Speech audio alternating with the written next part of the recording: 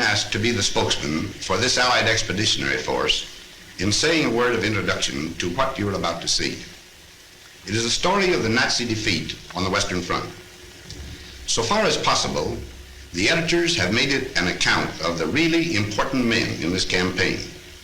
I mean the enlisted soldiers, sailors, and airmen that fought through every obstacle to victory. Of course, to tell the whole story would take years, but the theme would be the same. Teamwork wins wars.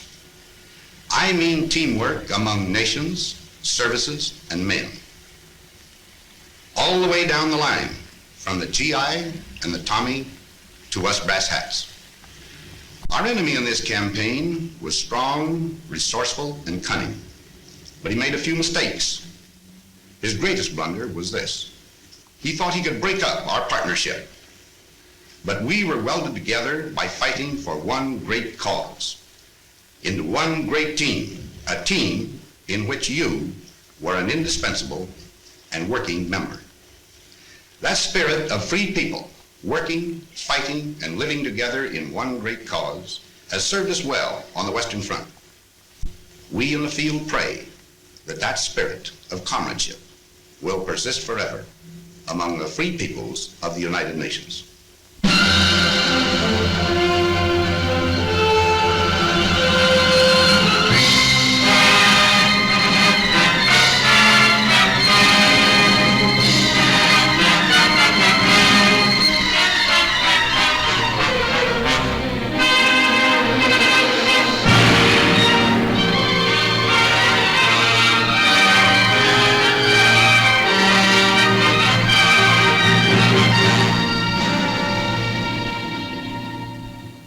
To you who now, living in love and hope, who sense the future in the surrounding air, this testament is offered. Here you may look on the violent fragments of our age and the once thinness of the little thread that made us then the citizens of freedom. For dark was Europe and the face of man when this begins. The nation had gone mad and struck out everywhere the compass knew. The ebb tide of our honor fell away and left its wreckage on 100 coasts. The German cast his fires about the globe. His strength, drawn from the smoking Saar and Ruhr, lay in our weakness. And at last his conquests smoldered behind the barriers of his arms. Along the channel where the sea strikes France stood the West Wall of concrete, stone, and steel to mock the frail hopes of the petty free. Wounded, hard-pressed, and wasted in our strength, almost like madmen then, we planned to breach the wall and smash the German spine. But where? We searched the coast of Europe like fierce eagles. Between low Flushing and deep-harbored Cherbourg, our eyes sought out the place of the assault. Exits and tidal range marked shallow Flushing off. Sand and the wind canceled the Belgian coast. The North Seine beaches were too small, and cliffs barred the approaches. Cotentin, too narrow. The Pas de Calais, heavily defended. It all resolved on Normandy, on Caen. There planes could land upon the carpet ground, the coast defenses were more light, and tides had a good range, and men were safe from winds. So on 5 miles of still unblooded sand, the fretful course of fate would be assailed by armored nations. Now our people bent to the construction of a steel array and took the builder's hammer in their hands. It seemed almost as though the sun stood still till our free peoples, full of rage and power, heaved through the air the ponderous spear of war. This is our people's story, in their words.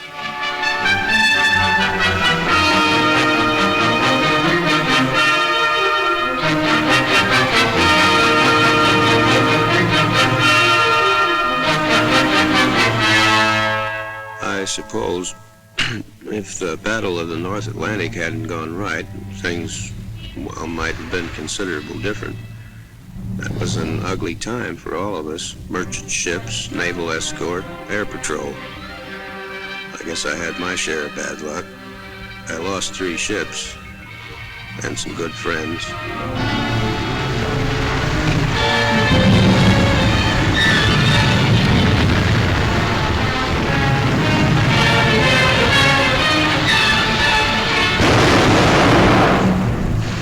I remember reading reading somewhere that when a seagull comes down on a patch of oil, its feathers stick together and it can't get off the water again. There must have been a lot of dead seagulls around the North Atlantic. Of course, we only saw it happening on the wall map, and yet it was, well, quite real. When I started there, those markers we used reminded me of toys out of some children's game. But soon they became U-boats and ships carrying cargoes, food and supplies and weapons, and men to use them.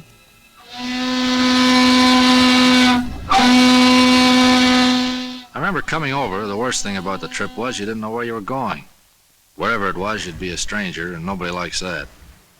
That ship was loaded from stem to stern with sad sacks. Around the third day out, things got pally. Like the fella said, we're all in the same boat. The comic. Finally, we got to Liverpool. They had a band to play us in, an English Army band full of chimes. I'm Dreaming of a White Christmas, they played. To tell you the truth, it was pretty corny. But nobody said anything because, well, you know, it was a nice gesture. Funny thing, on the way over, you felt like you were the whole works. You couldn't help it. But then, all over the UK, you'd see things that made you begin to realize you were just part of a big proposition. All kinds of things.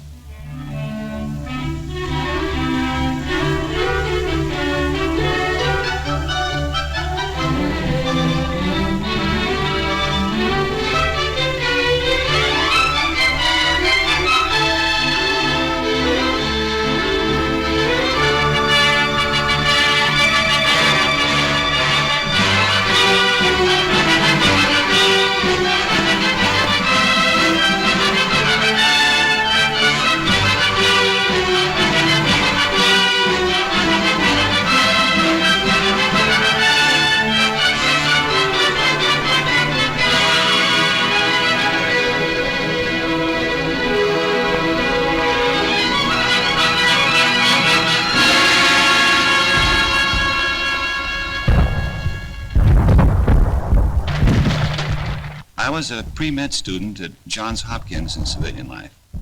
Now, I do know a little something about anatomy, and I say it is scientifically impossible for the human body to stand up to the training we receive. An absolute impossibility. Muscles and tendons and bone structure was not designed to withstand that battering. Don't ask me how it happens that we did stand up to it. I don't know. It has no scientific explanation. Here, listen to this, out of one of them army pamphlets. To a young man, soldiering in the army of today offers exceptional advantages and opportunities, such as physical training, foreign travel, sport, and many other facilities which are normally denied to those engaged in the majority of civilian occupations. The majority of occupations in civil life become monotonous, to say the least.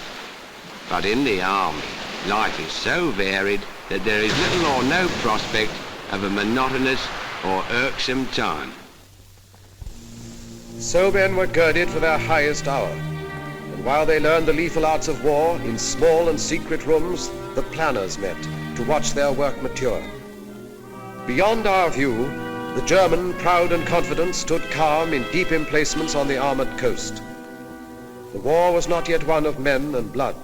The weapons were the factories and the maps and voices speaking in the hidden night. Season by season all our plans advanced, and those few men on whom the mass of war rested with all its weight worked ceaselessly. I used to wonder whether the millions of people doing their various jobs realized they were part of it all, paving the way for the invasion. We kept bashing away at German targets, mostly steel and oil. The Ruhr, Hamburg, Battle of Berlin. Things were getting tougher every trip. More ground defenses, more night fighters, more crews not coming back.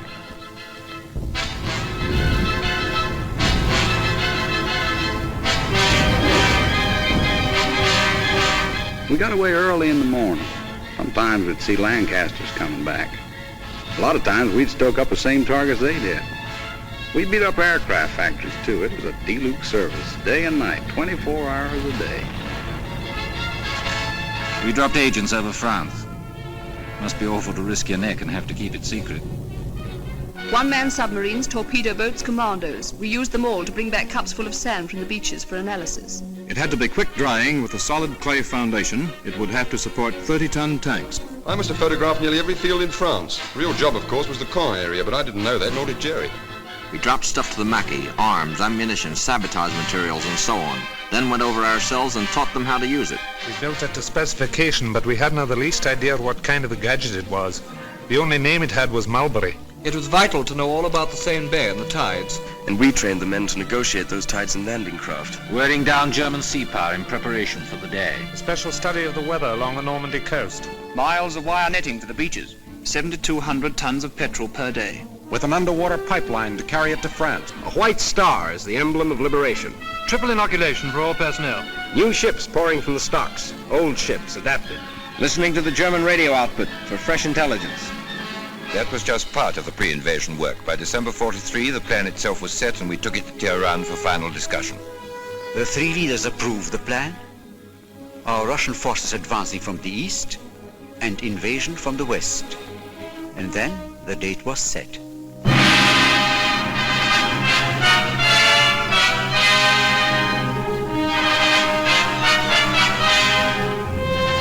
I assumed command at Seufert with the best all-round team for which a man could ask. Some had already been working for months in England. Others I brought with me from the Mediterranean. We adopted first a master plan, and then had to coordinate every last detail of the ground, sea, and air plans. While this was going on, we led off with an air show designed to make the landing points as soft as possible, to batter the German communications, and to make certain we'd have control of the air. It was quite a show. Those airmen did a magnificent job.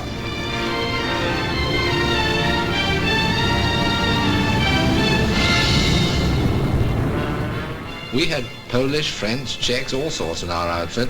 They'd natter away in the mess about what they'd been up to. The only word you could ever make out was marshalling yards. Us bombardiers seemed to do nothing but look down on French bridges those days. We used to ask each other, have you cut any good bridges lately? Well, finally, there was only one whole railway bridge left over the Seine between Paris and the sea.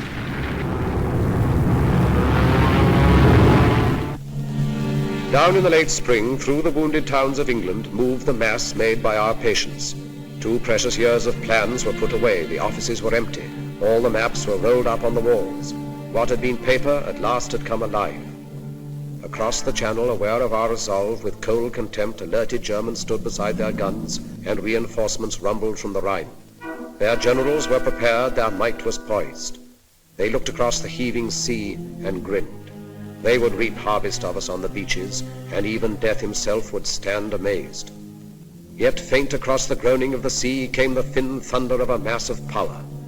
Drawn from the great free peoples of the earth, it gathered in the ancient ports of England to crowd upon the steel-encumbered ships.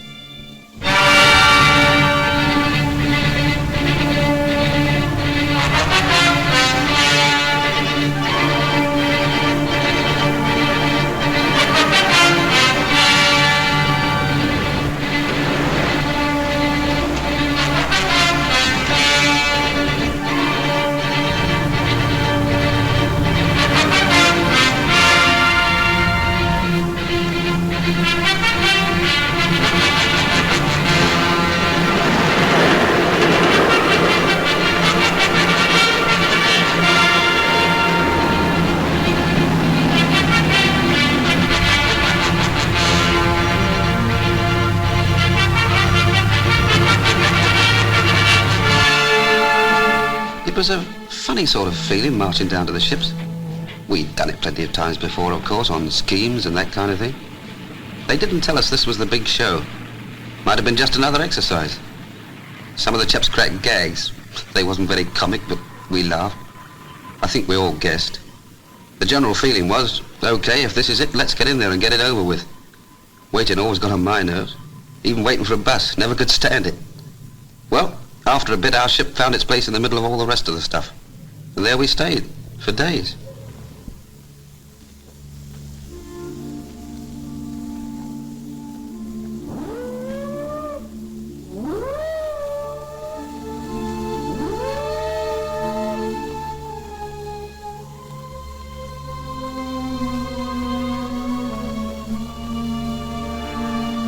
Gave us the final briefing then. We knew what to do and how. They told us where and when. That's a briefing. I listened to every word. Wrote it down in my head like a record, and it kept playing over and over again. Piece of beach in the morning. Ever since I became a soldier, they were getting me ready for this. Before, there'd been time in front of me, protecting me. Now the time had worn away, and there were only a few hours left. In the morning, I'd have to face it. I tried to imagine how much fear I would have, if it would keep me from doing my job. I suppose everybody else was wondering the same thing.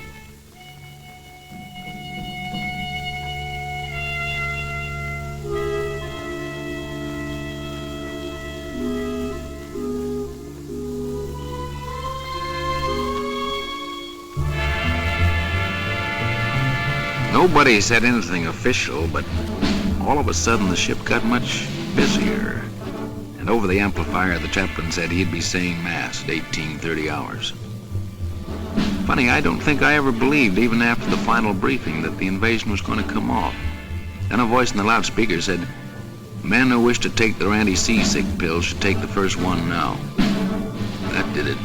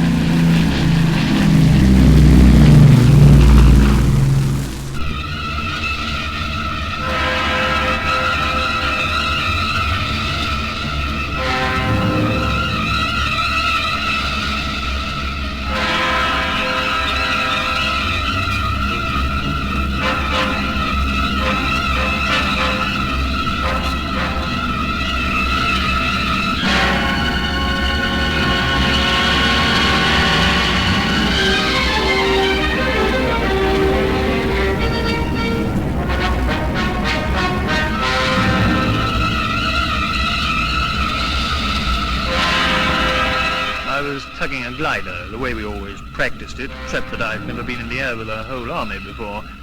3 airborne divisions, the 6th British and 82nd and 101st American. Just before the glider pilot cast off over the landing zone, I wished him good luck over the radio. It seemed a sort of inadequate thing to say. As Supreme Commander, let me break in at this point to say just a word about the Navy. From the moment of embarkation to that of landing, the full burden fell upon the Navy and our merchant fleets. They had to sweep the mines, bombard the coastal batteries, marshal and protect the transports along the coastline preparatory to landing, and, finally, man the small boats that carried the soldiers to the beach. On that day, there were more than 8,000 ships and landing craft on the shores of Normandy. It was a most intricate task and a vital one for the success of our plans. The courage, fidelity, and skill of the Royal and American Navies have no brighter page in their histories than that of June 6, 1944.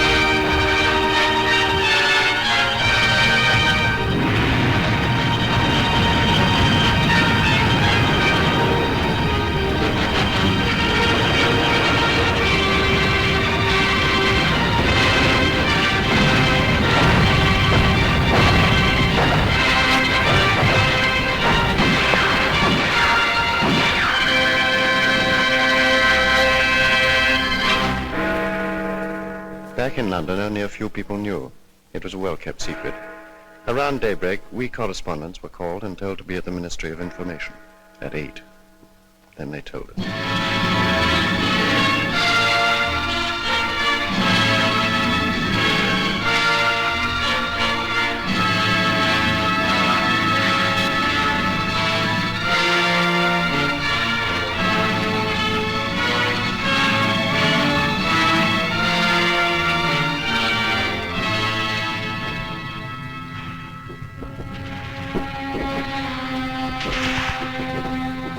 They called our beach Omaha. Don't ask me why. I've never been to Omaha, the one in Nebraska, I mean. If it's anything like Omaha, France, you can have it. I understand Omaha was the roughest spot. We lost some good men, took a few prisoners. It was a lousy trade. We've been told what to expect, so it wasn't like a surprise or anything. It just, well, when it really happens, it's different. For a while there, we were pinned down, but a lucky thing, the other beaches were going better, so we got a little more than our share of the old teamwork. The Navy come in, the air guys, and finally we got moving good. You know, you hear a lot about how long it takes to make battle-hardened soldiers out of green troops. Listen, I got to be a veteran in one day. That day. And so they paved the beaches with their blood and lurched across the dunes and reached the roads. The German parried fiercely. In the depths of rich green pastured Normandy, the 3 airborne divisions, first of all to land, fought lion-like against most grievous odds. And loud across the cratered face of France came German reinforcements. From Berlin, a voice cried out the Allies must be hurled into the sea before another day had burned its hole in history. Locked in battle, the armies clashed. Our first objective, then, was to merge all the beachheads into one, and 50 miles of men drive on together beyond the red sands through the broken wall.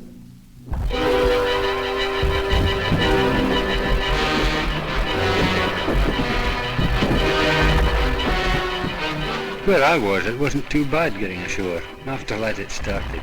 We had to fight for every bloody field. It was the same each time. Crawl on your belly, keeping your backside down like you'd been told, chuck in a few hand grenades, then rush them. Sometimes they killed us, but we were killing more of them. The trickiest part was the farms. They were regular little jerry fortresses. If we couldn't manage them on our own, then we'd have to wait while the company commander called back for artillery support. The Navy was still with us too, chucking in shells ahead of us. In 3 days we advanced 7 miles. Then we were told to stand fast and dig in. Next morning we heard the news. We got it from the BBC. It sounded great. We'd joined up all along the bridgehead. There was a solid line, 45 miles of it. We'd got a foothold. We were in.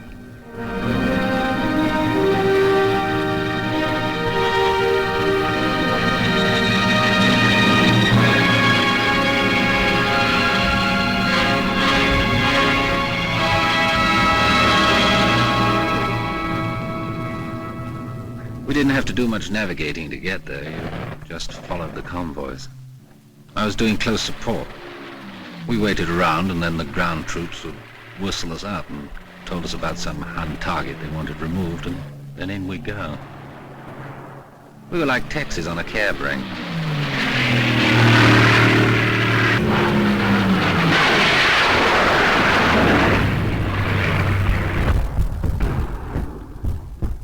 There's something nice about a beach, any beach. You think of a beach, and chances are you'll remember something nice. Like a party or a picnic. Pals from the old days. Girls in bathing suits. But the one I worked, Utah, looked more like a freight yard once we got going. For quite a while, we brought most supplies right over the open beach. Like we'd practiced it and like we'd made up as we went along. We worked a 24-hour shift. Ducks, lights, rafts, rowboats, all sorts of Rube Goldbergs. The stuff just kept pouring in. Tanks, trucks, food, ammo, guys, millions of things.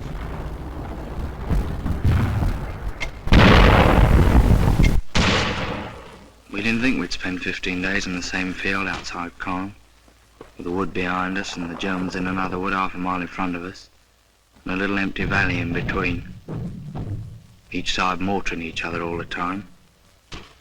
Just meant you had to live in a slit trench, and you got into a routine. You know, stand through from 4:30 to 5:30, and 2 hours wait for breakfast. Came up fairly hot. Tin bacon or sausage, tea, of course, biscuits. We've been living on compo food since D-Day. It was good food, but, well, you know, you got tired of it. I'd have given a lot for a slice of fresh bread and butter or a cup of fresh tea. 15 days is a long time to stay in one place and be mortared. You get so you think everyone's coming straight for you.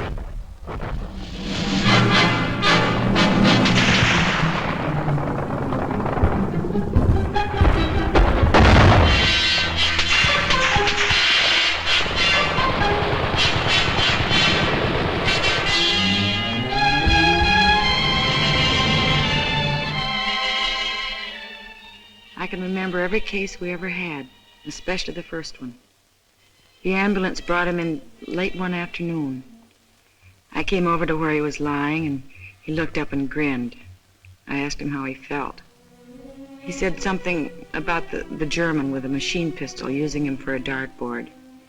He was quiet and patient and a little bewildered. He'd never been hurt before.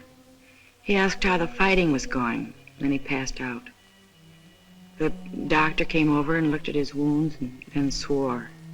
Said he had no business to be alive. We put him on the operating table and did what we could. The doctor kept swearing all the time he was operating. We couldn't stop the bleeding. I remember the radio news that night. They said the casualties had been surprisingly light.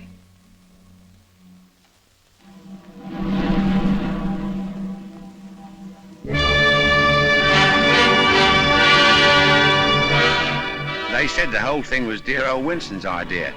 A collapsible prefabricated harbour with everything on it except a naffy. Well, I wouldn't put it past him. It's the sort of idea he would have. Worked in the end. Mulberry, they called it. Well, I felt pretty good about it because I'd watched it grow right from the sinking of the first ships for the outer breakwater. And further along to the west, the Yanks had brought one over too. Then on D+13, I think it was, an onshore wind started up. Not much at first, but it got worse. And unloading onto the open beaches got very tricky. We heard that over on the Yank section, the other harbour had been put right out of action. And when the wind dropped, old Mulberry looked pretty sick. And up to that time, it was the only bleeding harbour we had. At the green tip of Normandy, the town of Cherbourg lay, a harbour for supplies. Our need for ports was vital as our breath. The German knew our lack and swiftly drew his forces into tight defensive groups so to contest the issue. All our plans turned upon Cherbourg. All our strategy waited upon its empty docks and piers. So the Americans, sent all across Normandy to the coast, swung toward the north, impatient for the port. Through hedge and field they carved their heavy way.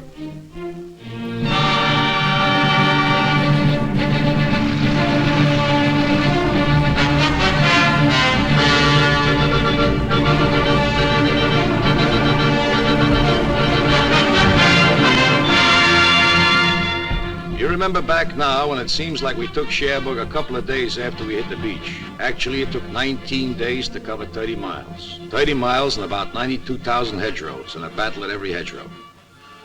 Otherwise, it was nice country, like Connecticut. Pretty trees and orchards, lots of cows, and nice little farmhouses. The apples were too green to eat, I remember. We hit it off fine with the people. Farmers, nice people. It got tougher when we pulled up on the outskirts of Cherbourg. They had great defenses. Then the artillery really carried the ball. For 3 days we sucked it to them. Sometimes we were pouring in at point-blank range over open sights. Finally, old von Schlieben, the German commander, tossed in the sponge. That's after telling his men to fight to the death. We took Cherbourg on June 25th. Everything was rosy except the harbor we come from. The Jerrys had really smeared that harbor. But right away our guys went to work cleaning it up. And the way they tore into it, you could see that pretty soon it'd be waiting for us fine. Then, well, we fought our way up the peninsula. Now we'd have to fight our way out of it.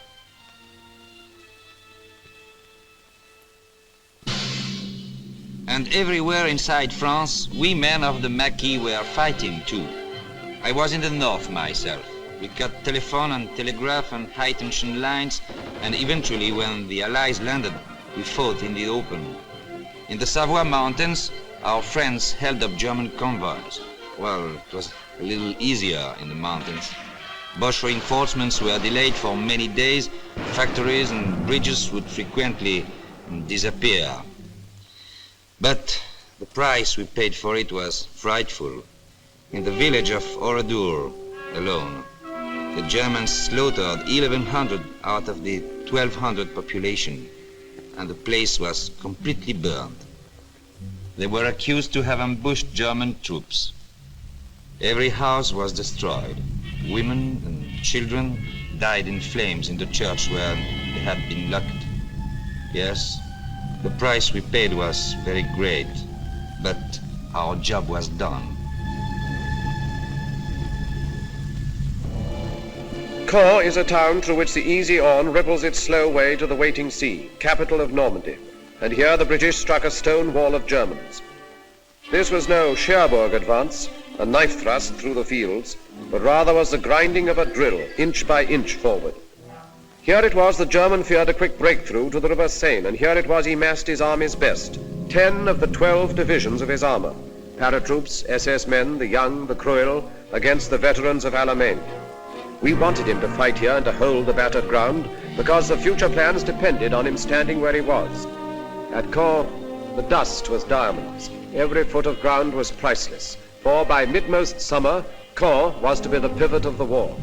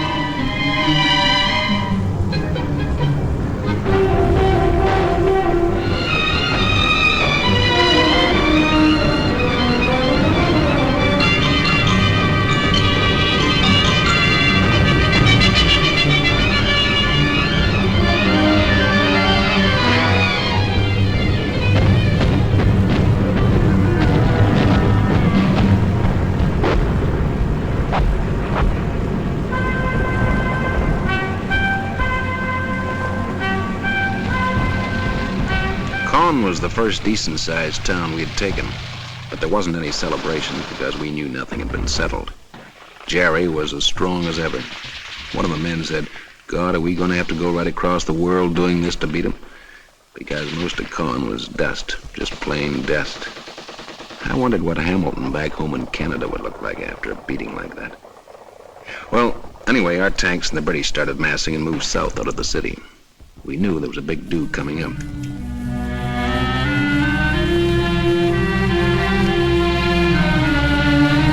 The show for us began south of Caen, where the Poles joined up with us. When we began moving forward, I heard a lot of the lads say Rommel's on the run. But I'd been at Alamein, I knew he wasn't on the run. And I was right. There was nothing lovely about the battle south of Caen. No pincer movements, no outflanking, no nothing like that. Just an hard, bitter, bloody slogging match. We had to stay there and give as good as we got, even if we couldn't give better.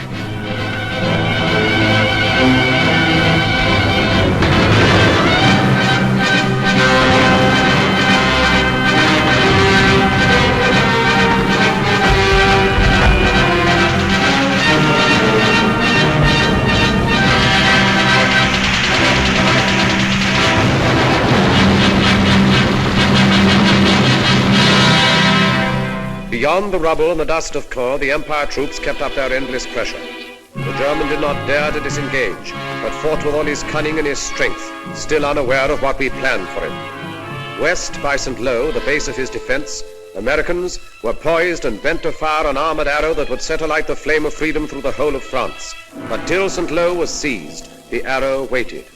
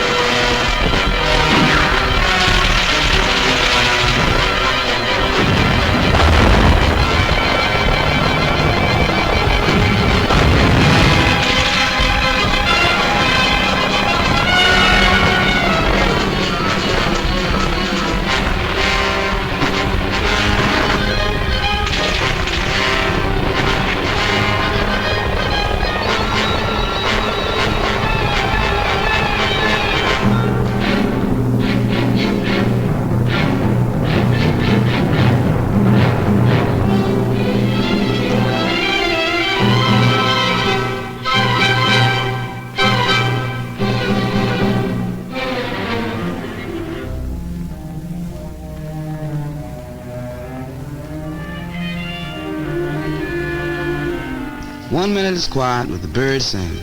The next minute the column of Sherman tanks coming around the corner going wide open. My buddy says, where those tanks come from? So I asked the tanker. He yells down there the Third Army taking off. Been waiting for 3 weeks. Prepared somebody let the rabbit out of the hat. Man, what a rabbit. With pearl-handled revolvers. When I think back to the breakthrough, I don't seem to be able to remember anything but the French people. People beside the road, kids we couldn't stop to give candy to, FFI boys bringing in the krauts from the fields, and farm workers waving as we went by. It was easier to look them in the face and smile and wave back at them when you hadn't had to smash their homes to pieces first. The morning we got into Rennes, boy, that really was liberation.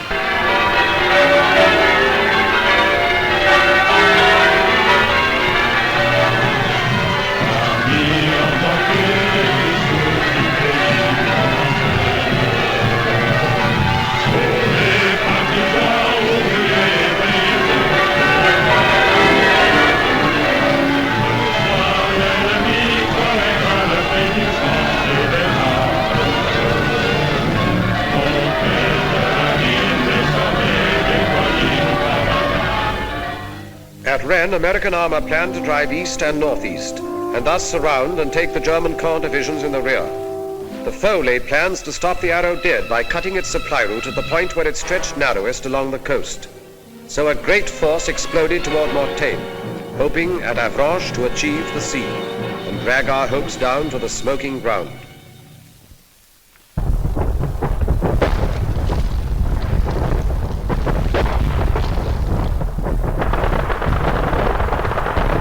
There's a lot of places I'd rather talk about than Mortagne.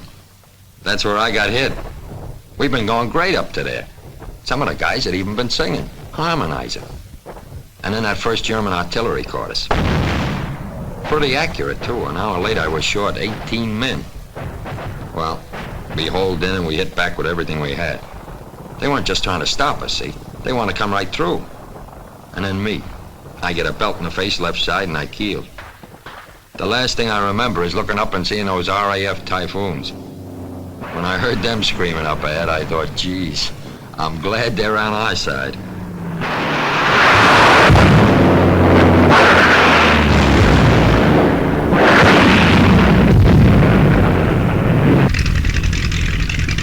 I was sitting in front of the intelligence office doing a bit of sunbathing when headquarters came through saying the area northwest of Mortagne was packed with German armor heading west. Well, that started it. For 6 hours, the wind kept it up absolutely non-stop. Take off, attack, land, refuel, rearm, and take off again. It was the same on every airfield in Normandy. The only briefing I gave the chaps was, well, you know where they are. And the only interrogation when they got back was, well, how many did you get?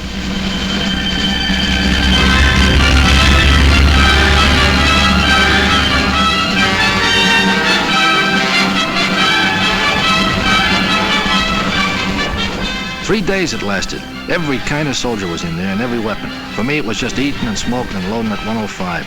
No sleeping. Then things quieted down and the word came back. We stopped them cold. Everybody felt like celebrating, but that was a tough order out there. I tried drinking a whole bottle of cough medicine. It worked fine. I got stiffer than a plank. The counterattack, which took us by surprise, still did not hinder our deceptive plans, for down from Caen the foe had drawn a force and left his north flank weakened. Now the stage was set. Toward Falaise swept the Empire troops together with the Poles. The German heard behind his back American armor churn toward Argenton. Outgeneraled and outfought, he found himself within a closing trap.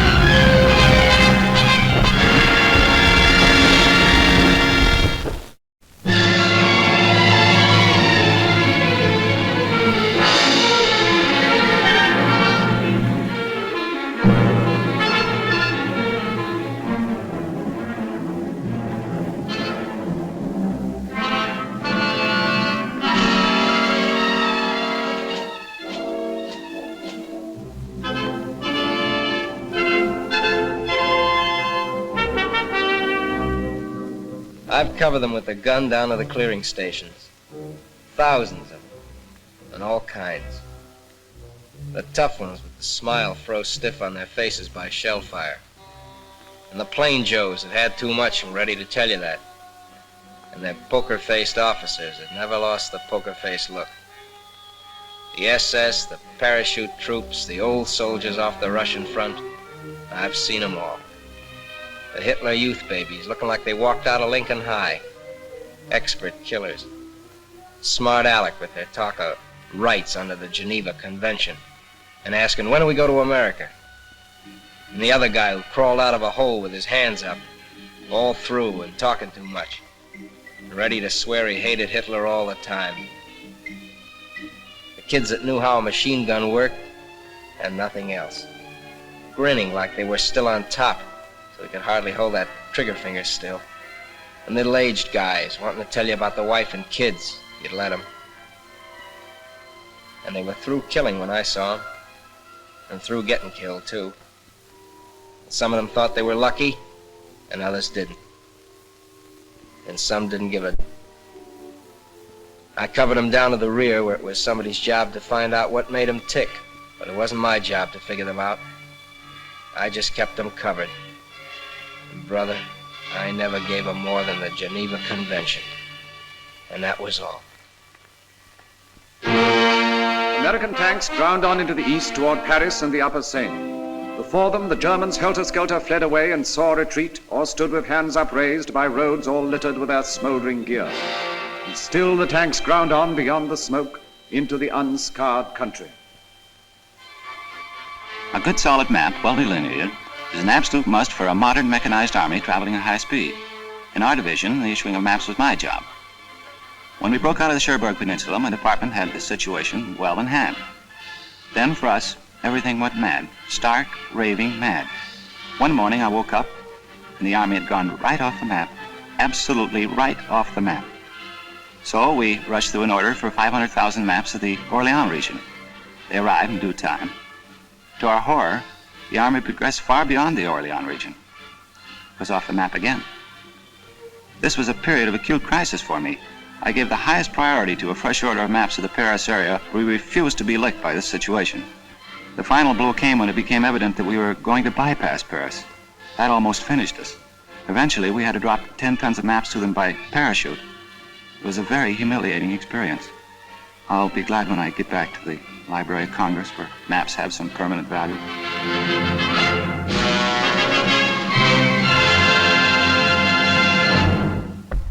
While the Allies were fighting near Paris, we French soldiers of the Leclerc Division were fighting in the Normandy fields. And suddenly an order came. Go to Paris, it said, and take it. The Allies, after having equipped our division with tanks, guns, rifles, lorries, and jeeps, that night decided to give us Paris too. So at 4 o'clock in the morning, the division starts rushing on the roads, and in the sky, on the right, on the left, everywhere, the American Air Force protects our trip. What a trip.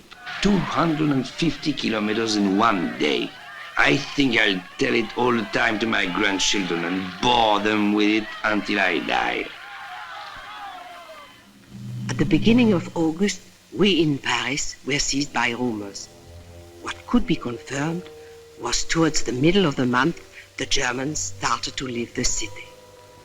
Yes, those were the same Germans who had signed 25-year leases on their apartments. Then, on the 14th, our police went on strike. The next day, the Gestapo left. That was the day, too, when a police car opened fire on a German detachment on the Place de la Concorde and began the battle for the city. After that, it seemed the French flag was hanging from every window. All the flags were made of curtains, old dresses, rags, everything, it didn't matter. 4 days later, we heard shouting coming from the Hôtel de Ville. We started running. Me, my husband, everyone in our house. As we ran, people were screaming. The French army had arrived. When we got to the Place de l'Hôtel de Ville, we saw it was true. I kissed my husband because he was crying. funnier. We began to realize how unhappy we had been for 4 years and how lucky we were to be alive on this August evening.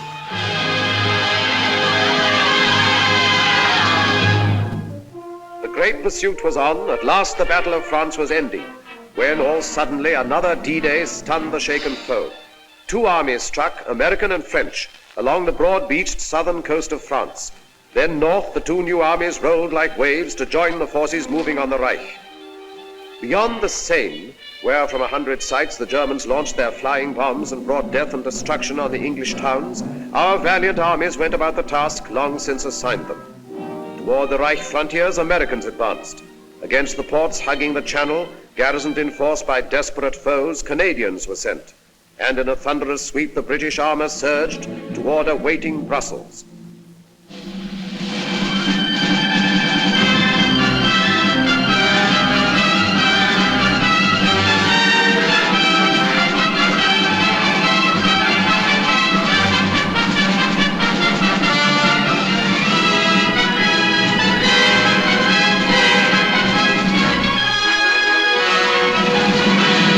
The people of Brussels laughed and cried and threw flowers in the tank and said, "Goodbye, Tommy," when they meant to say hello.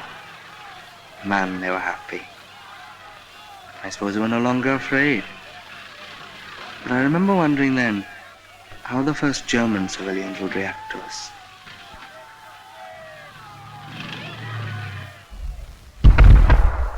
I remember one day we were coming across a big flat field. Didn't look like nothing special. I hopped a barbed wire fence and a guy says to me, "Guess what?" So I says, "What?" So he says, "You're in Germany. There's a sign over there says." Then like a dope I thought, well, it won't be long now. I won a quid over the fall of Paris and 10 bob on Brussels. And I had a fiver on it being over by October the 1st. I remember the point system for getting out of the army came out about this time. I began to think of that grey chalk-striped double-breasted suit in the mothballs. I was in the 7th Army coming up from the south of France. One day a lieutenant said, "Take a ride with me. I got some prisoners for you to guard." "How many?" I says. "About 20,000, he said. A whole German division had surrendered." We Canadians were advancing in the north, and one day we came across a thing I'd never seen before. I guess it's a flying bomb site, the officer says. Well, that really made me feel good. The prisoner told us the newest Jerry gag. If an aircraft shows up white, it's American. If it shows up dark, it's British. And if it never shows up, it's the Luftwaffe. Every time they sent me along to set up a forward switchboard and I got my earphones on, I found out that the rear switchboard had leapfrogged 5 miles ahead. I wrote to the old man in St. Louis. He owns a men's store. I told him he'd better cut prices on GI neckties and socks if he didn't want to be stuck with a lot of military apparel. Someone asked the sergeant major what he thought the chances were for a spot of leave. "Don't you worry about leave, lads," he says. "We've got the Japs to finish yet." Regular soldier, of course. Keen. It was a terrific feeling crossing the German border. We were sure nothing could stop us.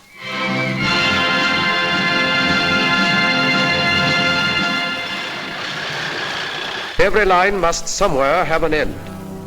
In southeast Holland, nothing lay between the British Army and the German plain except 2 rivers and a town. And so we made our plans. To send an airborne army down to seize Eindhoven and the bridges at Nijmegen and Arnhem. Then to hold them for the force that would sweep up like thunder from the south. Thus, where no line existed, would the Rhine at last be crossed in force. I was to jump last at Arnhem, so I sat right forward by the window. I could see nothing but blue skies and Dakotas with the fighters up topside like midges. One of the boys was reading a newspaper. He showed me a funny piece in it. I couldn't laugh. The coast of Holland came along before I was ready for it. Someone yelled, "Running up now." We got to action stations. I remember thinking, what a bloody bit of bad luck to be bumped off now when the war's nearly over.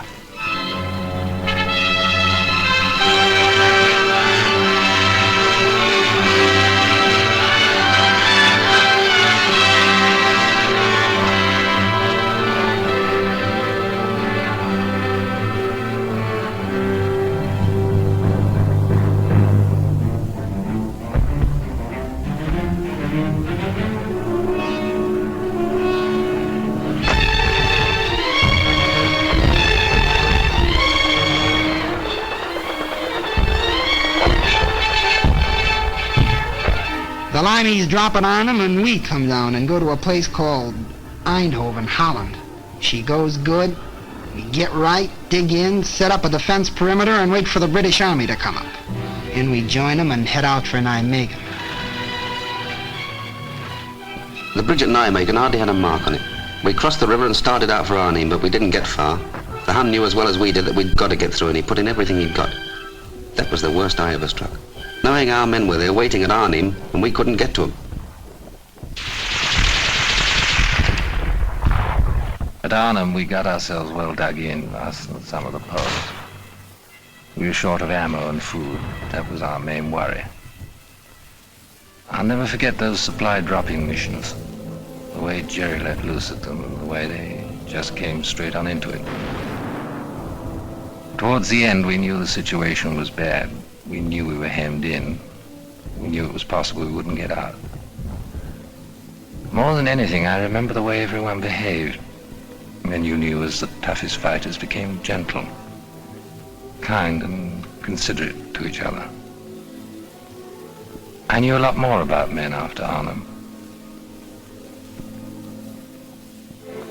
The guns died out in Arnhem. Then we knew the greatest gallantry was not enough to cross the final bridge. And now no choice remained to us. Direct assault against the Siegfried line would be the only way to carve our corridors into the Reich. But first a port was needed for supplies. Antwerp we had, but thundering German guns controlled the 30 cold miles of the Scheldt from Antwerp to the sea. The docks were still, the winches silent, all the ports lay dead, a useless city severed from the sea. It would stay dead until we cut away through the grey Scheldt. So the battle formed to free the estuary for our ships. I covered that battle for the Associated Press. I only wish I could have written the story with the greatness of the men who fought it. It was vicious and fearsome fighting all the way. The Canadians and the Poles clearing the south bank of the river, the Royal Navy and Marines and Norwegians charging knee-deep in blood and water into the mouths of the 9-inch shore guns at West Capelle. It was the kind of fighting that makes legends. And the minesweeping of the Scheldt afterwards. It was the greatest operation of its kind in history. The cost of that first ship into Antwerp harbor was the lives of thousands of our bravest men. I reported it as well as I could, but their memory deserves more than words.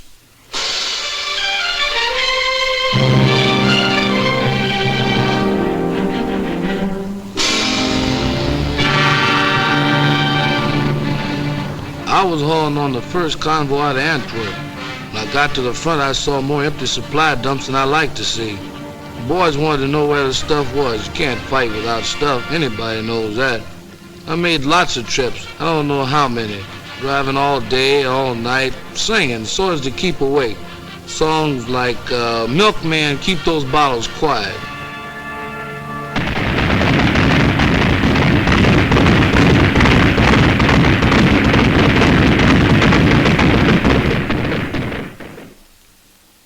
My job was to see to it that they had a new toothbrush and a cot, maybe a book to read when they came over from the east bank to the west bank of the Moselle for a little rest. We brought them over one company at a time because that was all the regiment could spare from the line at any one time. Somebody had tapped them on the shoulder and said, "All right, boy, you're going back across the river for 24 hours rest." And here they were, where they could rest. They just couldn't believe it. Here they were for just 24 hours without war. Everything was down to essentials, counted out like dollar bills through a teller's window. One night's sleep, one day's hot meals, one clean change of underwear, one clean pair of pants, one shave, one hot shower, one movie. I used to wonder what was the best of that day. Was it the chance for them to write home, a hot shower, or that long-legged girl on the screen? Whatever it was, all of it was over by morning. They were going back with their one clean suit of underwear, the hot shower, the clean shave, and the good night's sleep. Back across the Moselle to their holes in the ground. And the shells. By that time, we knew we were going to see a winter campaign. There was no way out of it. The Germans were dug in and they were tough. And it was plain that until we got a lot stronger, we weren't going anyplace. The squadron was operating whenever it could. There wasn't a lot of flying. We were iced up and fed up. Suppose you're having a swell time in Paris, my cousin wrote me. With all that perfume and silk stockings and that champagne. They called our end of the line south. We were in the Vosges Mountains with the American 7th Army. But it was very little warmth in this south. I recalled with pleasure the Mediterranean where we had landed in August. Ah, but memories do not keep one warm. Before I joined the army, I'd have thought it was certain death to dig a hole in my back garden and live in it for the winter, but that's what we did. The sergeant said, well, squirrels do it every year. Yes, I thought, but they don't man machine guns as well. There was no heating in our Brussels office. I put on so much under my uniform, they called me the bundle from Britain. I never smoked before, but pretty soon I found myself smoking as high as a pack a day. I worried about that old law of percentages. My company was melting away. You'd look up one day and be fighting alongside a stranger. It was a lonesome feeling.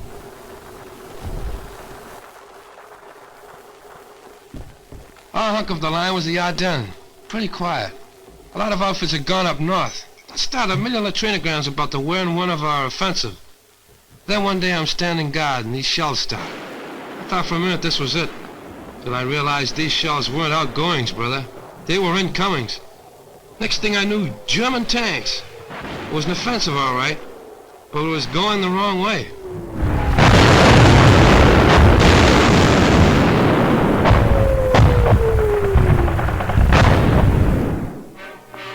The offensive we were mounting to the north was suddenly forestalled and set aside, as through the rugged, thinly held Ardennes von Rundstedt struck. He cut a fiery path through the American lines and sent his tanks desperately driving toward the river Meuse. A night of fog and pale December frost saw the beginning, none foresaw the end. He aimed for Antwerp's harbor through Liège, and all our plans held fire while we bent our strength to curb the Germans in the Bulge.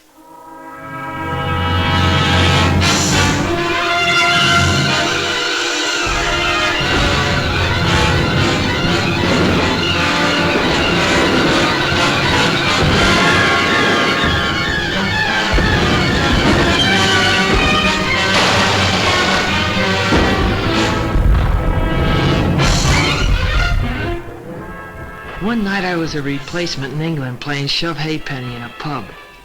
The next day they shoved me in an aeroplane, and that night I was fighting Germans and being kicked around. I don't know about the other outfits, but mine was being cut to ribbons. They were dropping all around me. The thing that still sticks in my head is the medics. The only weapon they had was a needle, but they were around right where it was the hottest. You'd hear that yell, medic, medic, and they'd always be there.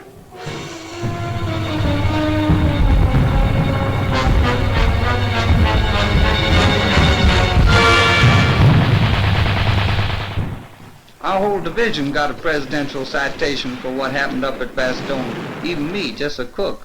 I'll never forget that old lieutenant running into the field kitchen and hollering at me if and I had any idea how to operate a bazooka. I said no, and he said, well, you're going to learn now, son. I did, and I'll be doggone if in the first shot out the barrel I didn't get me a Jerry tank. Got interviewed later by Stars and Stripes. They said it was a crackerjack story. I tell it at the drop of a hat. We've been up north where things were a bit static, so we were quite glad to be moved down to the top side of this bulge. Coming down through Belgium, we noticed how scared some of the civilians looked. Natural, I suppose. We were held in reserve for a week, and then they sent us into action. On account of the fog, we couldn't get any air coordination. You sure miss it bad when you've gotten used to it all the way since D-Day. And then on December 24th, like a Christmas present, that sun come up, and after a while we was giving him the old 1-2 again.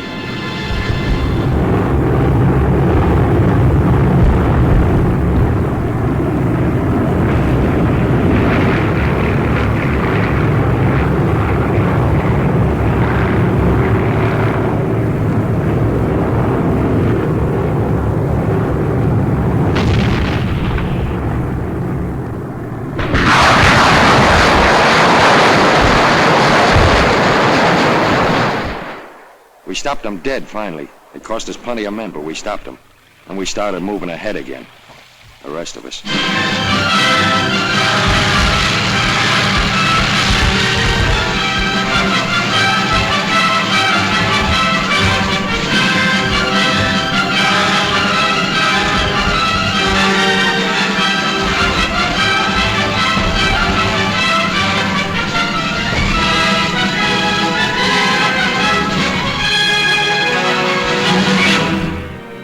Rundstedt reeled back on a recoiling spring. His great attempt was over, and his armies that had devoured such a wealth of blood sagged sodden towards the Rhine.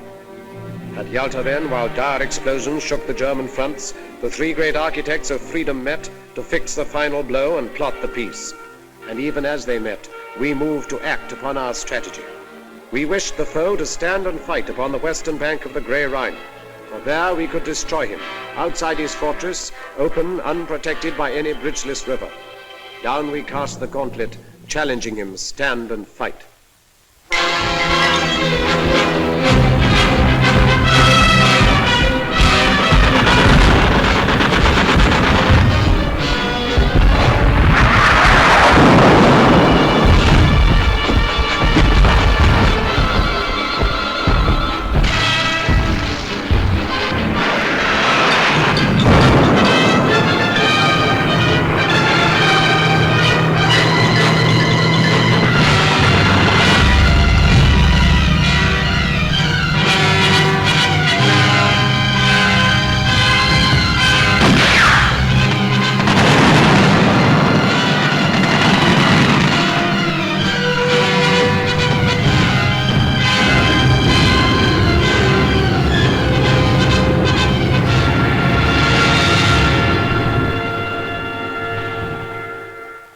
Attacking the north of the Canadians, round about the Reichswald forest and the Dutch frontier area. It was wet and filthy. They nicknamed our army commander Admiral Creeler. Well, anyway, the enemy put up some very stiff opposition. But actually, this was just what we'd hoped for. It showed that Jerry's emotions about fighting for every foot of his beloved fatherland were getting the better of his sense of strategy. And every German killed on our side of the Rhine was to make it easier for us on the further bank. And a lot of the Boche were killed, I can tell you. Reichswald was the bloodiest show I've seen in this war.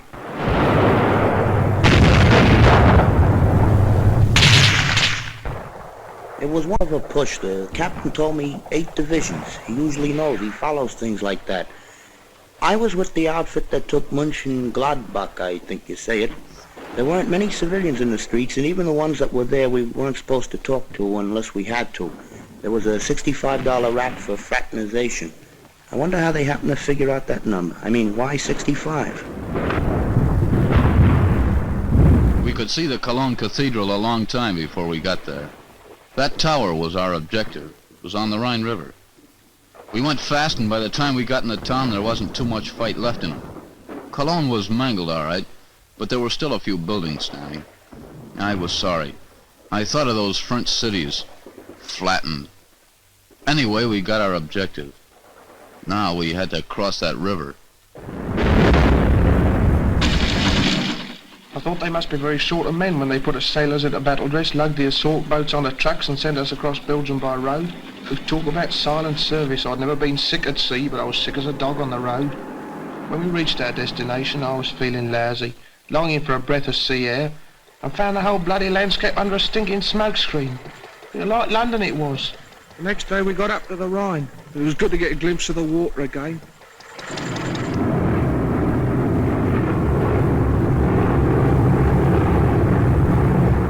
Our Air Force is giving the old lumps on the east bank of the Rhine, but I was still nervous. The Germans had blown the bridges and we knew the crossing would be amphib. When I'm nervous, I get off my feed. For 2 days before that crossing, I couldn't eat nothing but a couple of Milky Way bars. It was going to be D-Day all over again. Dangerous. America. There it was sitting there, big and black. I'm no architect, but to me that Remagen Bridge was the most beautiful bridge in the world. In the Army, when things go as per plan, that's wonderful. But when they go better than planned, then you figure the chaplain's working overtime. It was a breakout in that bridge, and we cashed in on it. And the first guys over the river were over in style. The watch on the Rhine was finished, washed up. or to coin a phrase, kaput.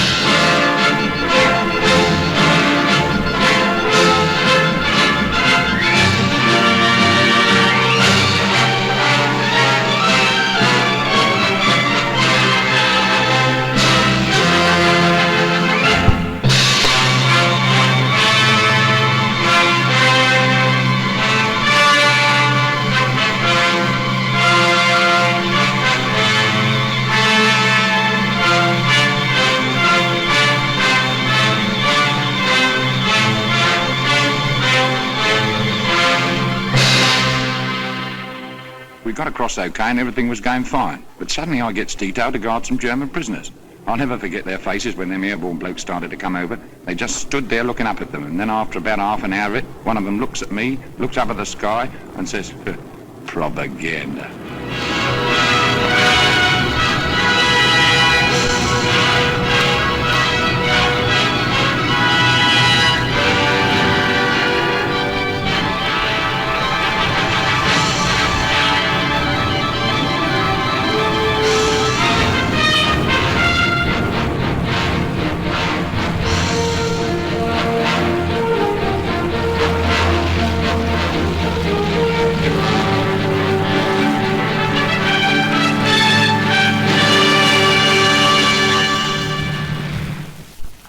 Ruhr Pocket was the first big objective across the Rhine. We and the heavies sealed it off, then the ground forces wrapped it up. After that, they exploded in all directions. Cut the Jerry armies up in pockets, then take them one by one. That was the program. The Third Reich was being carved up like a Christmas turkey. Chasing the Boche was getting a little bit monotonous. We hardly ever saw him, only burning houses, a few shells, and occasional sniper's rifle shot. It was a silly kind of defiance, I thought. And then one day the routine was broken. We came across a prisoner of war camp, other ranks, Yanks mostly. They went mad when they saw us, screeched red Indian war cries, pummeled one another, and asked what the news was. I seemed ashamed to tell them when they were so happy. Well, there was nothing for it. I told them. President Roosevelt died yesterday afternoon, was it? You should have heard them quieting down. For once in this campaign, they all felt as though they'd suffered a major defeat. I'd have liked to have stayed there, talking to them, trying to cheer them up, but we had no time to lose. Jerry only had a few hundred square miles of earth left to scorch. Our job was either to hurry him up or scorch it for him. We were in the home stretch, cutting deeper all the time, when we ran into these displaced persons, slave workers. They were sick, hungry, from all over Europe. The roads were jammed with them, but they kept out of the way and didn't give us any trouble. Like a fella said, there's a lot more than town's going to have to be reconstructed. I wondered what was up when all our AMC personnel in our lot down to stretcher bearers were urgently called for. I soon found out we'd taken the Belsen concentration camp. Well, I'm not squeamish. I've seen amputations, operations, deaths long before I went to the army in '41. I was a warden. I lost count of all the arms and legs I pulled out of the wreckage down in Croydon and got quite used to it. But this was different. Very different. I don't know any words big enough to make you understand what we all felt. All I can say, and I'm proud of this, is that I had to fall out and be quickly sick in the courtyard. As I say, I'm not squeamish, but, well, I'm human, and thank God for it. The government sent a few of us congressmen over to see those camps, and if there's anybody left who wonders if this war was worth fighting, well, I wish they could have been along. There it was, right in front of us, fascism and what it's bound to lead to wherever it crops up. I talked to some of the prisoners, the ones that had the strength to talk. Their offenses were the usual Nazi crimes, wrong religion, or wrong race, belonging to a union, or the wrong political party. In Germany, it led to over 400 camps, like the ones I saw. It was the worst thing I ever saw in my life, and I wouldn't have missed it for anything.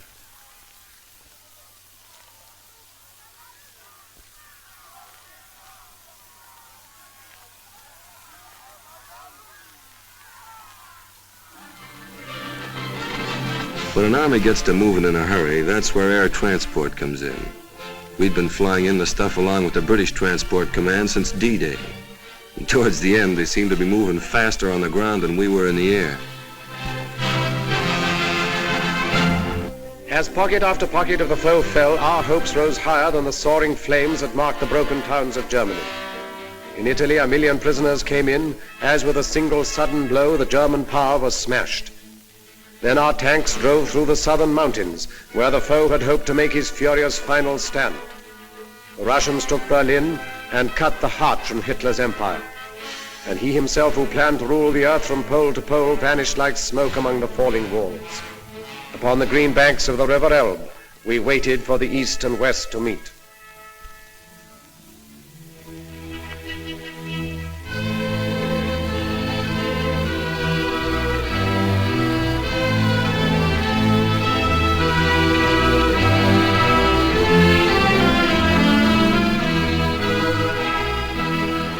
We linked up with the Ruskies at the Elbe River. I hung around for a couple of days with a Tommy gunner named Konikov. He didn't know any English, so I taught him to say my aching back, and he taught me Tovarish. That means comrade. We drank toast to Lend-Lease and had a million laughs. Then old Konikov found an interpreter and gives a toast to the great American soldier. That stopped me. We did all right, but I don't like to think where we'd have been without them.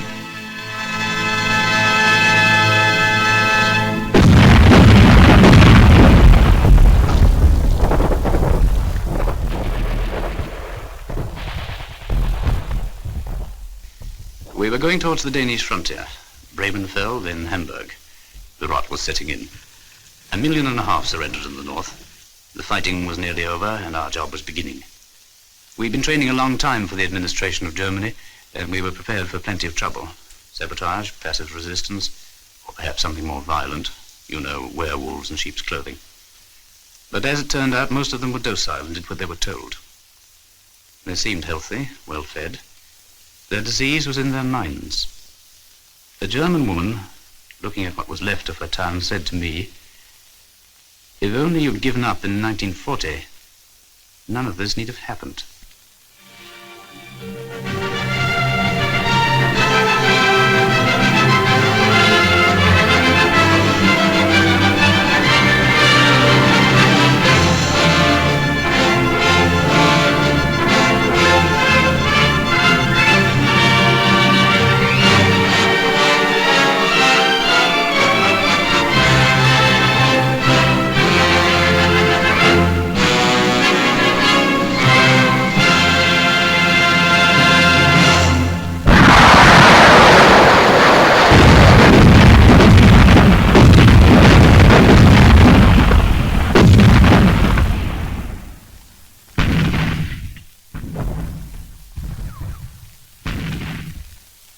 At 1 minute after midnight, May the 9th, 1945, the guns stopped.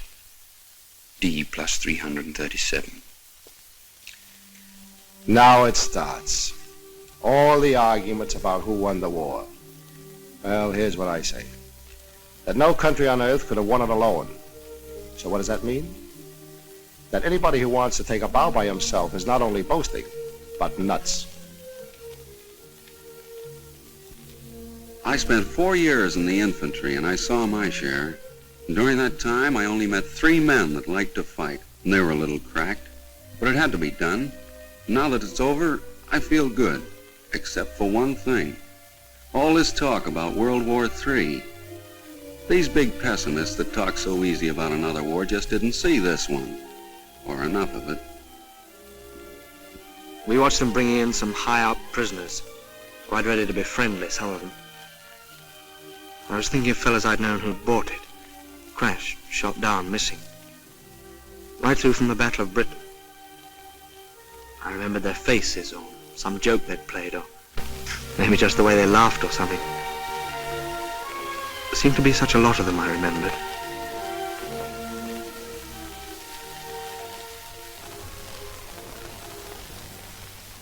To the victor belongs the spoils. That's what they say. Well, what are the spoils? Only this. A chance to build a free world, better than before. Maybe the last chance. Remember that.